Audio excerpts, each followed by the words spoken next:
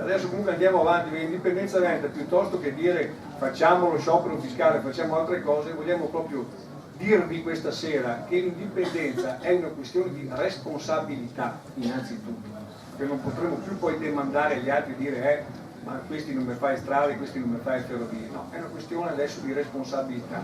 E anche per il fisco facciamo vedere come sarebbe il nuovo fisco nel Veneto indipendente. Alla fine, comunque, tanto per farla breve, utile del socio A abbiamo previsto 2 soci, 13.000 euro, utile del socio B 13.000 euro, 6,75 come vedete, in parti uguali. Praticamente quasi quasi quello che prende un apprendista, e forse conviene fare l'apprendista, no? Piuttosto che rischiare. Esattamente quante ore, brava signora, ottimo, magari 15 quando sono poche. Sì, è da tassare, mi corregge giustamente Alessandro, e poi alla fine ci sarà l'IRPEF che grava sul socio, e allora alla fine non so cosa rimarrà. E non becca neanche gli 80 euro di Renzi, tra l'altro. Andiamo a vedere.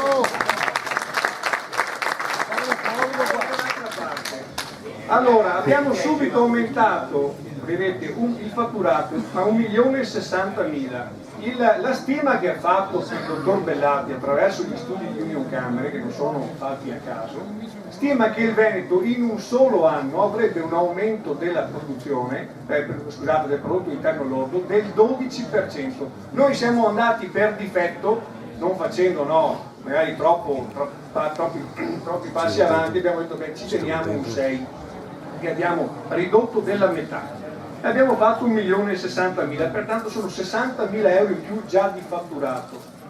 Andiamo sotto, la riduzione del costo della materia prima, perché?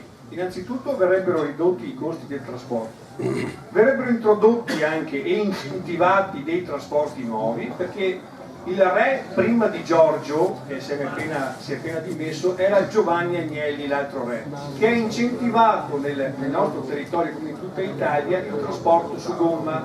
Quello su ferrovia è rimasto con i tracciati di Vittorio Emanuele. C'era solo un difetto, che con 1/3 del tracciato ferroviario della Francia noi avevamo 3 volte i ferrovieri francesi, altro serbatoio politico, no? Invece noi vogliamo un Veneto indipendente dove ci siano magari meno camion, non me ne vogliono magari qualche autista che dice vai in quel paese, però magari verrà la sua azienda potrà avere magari altri tipi di sbocco e verrà magari cambiata in altre attività, e soprattutto anche l'idrovia che è stata dimenticata, anche questa è una cosa che si può sfruttare, togliendo e dando magari qualcosa in più all'ambiente, perché non dimentichiamo che questi inquinano. Ecco, subito vedete come si fa a fare economia, quella vera, non quella virtuale degli 80 euro. Questi sono volani che poi fanno bene a tutta l'economia. Allora, abbiamo messo da prima un 3%, poi passando all'8%.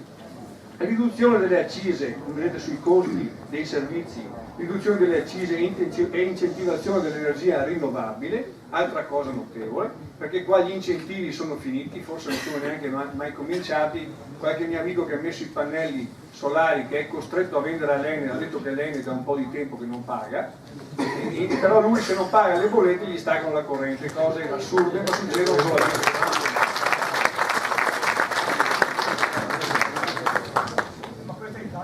Ecco, riduzione, anche questa è una cosa molto importante. Il costo del lavoro, se vedete, non è calato tantissimo. Perché? Perché noi vogliamo portare lo stipendio reale, che oggi magari per un dipendente è di 1.200 euro, a 1.700 euro, riducendo gli oneri, riducendo i contributi sociali sulla paga del dipendente, che a differenza di altri paesi, anche come la Germania, che ha un costo del lavoro superiore al nostro, però quello che grava sull'azienda è di gran lunga inferiore di quello che grava sul dipendente, perché a noi i costi vengono fatti pagare per il 63%, scusate, per il 44,8% sull'impresa, a differenza della Germania che è una percentuale molto più bassa.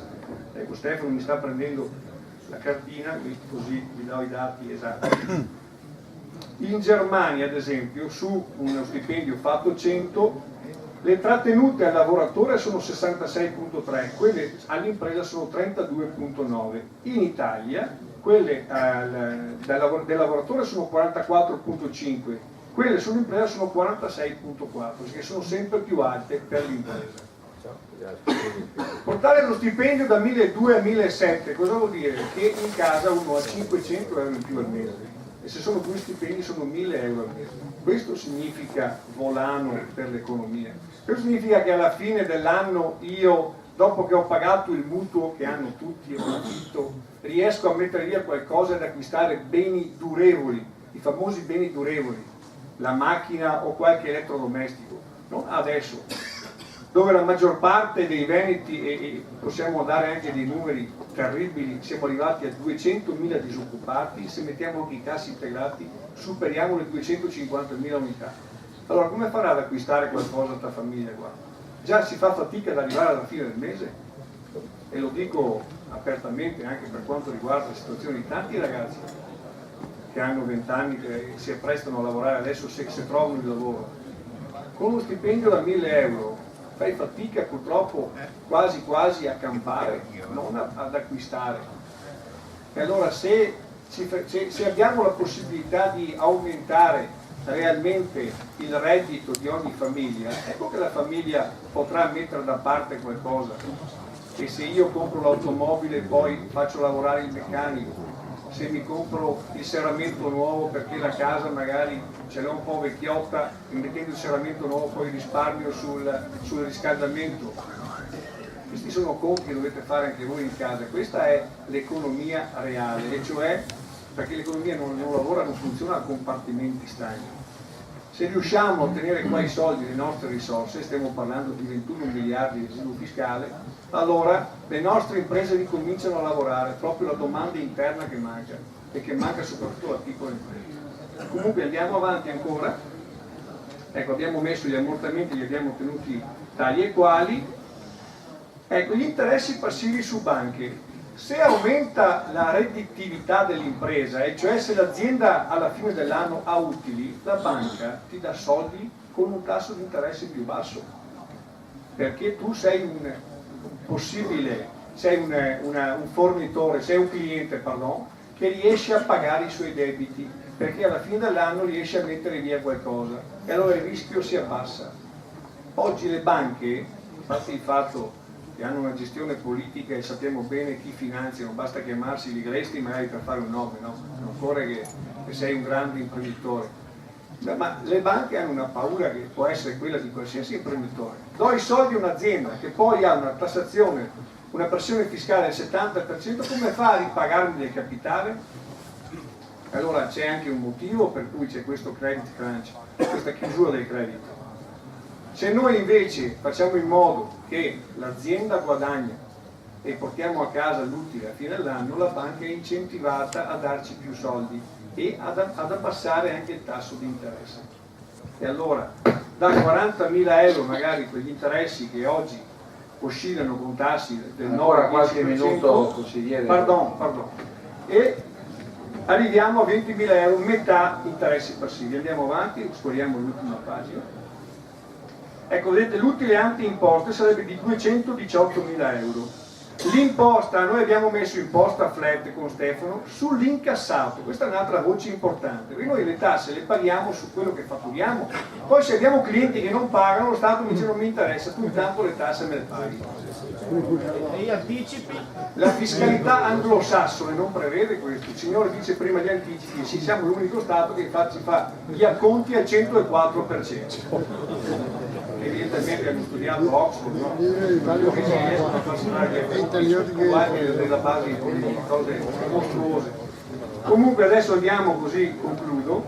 L'utile netto a 174.000 euro e abbiamo messo 75.000 euro di utile reinvestito, perché se l'imprenditore guadagna ha tutto l'interesse a reinvestire nella sua azienda. E pensate anche poi al welfare che potrebbe fare.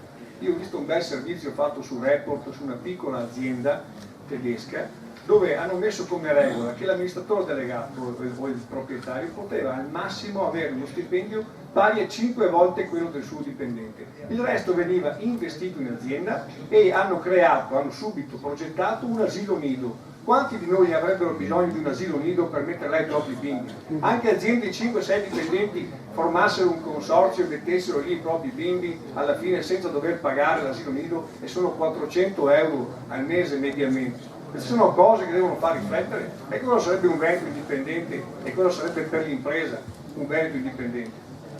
Alla fine comunque lo vedete anche voi, l'utile del socio A e l'utile del socio B è di 42.000 euro, investendo 75.000 euro di utile nell'azienda. Quindi vi rendete conto che capacità straordinaria avrebbe il Veneto? E sono numeri reali questi, sono inventati.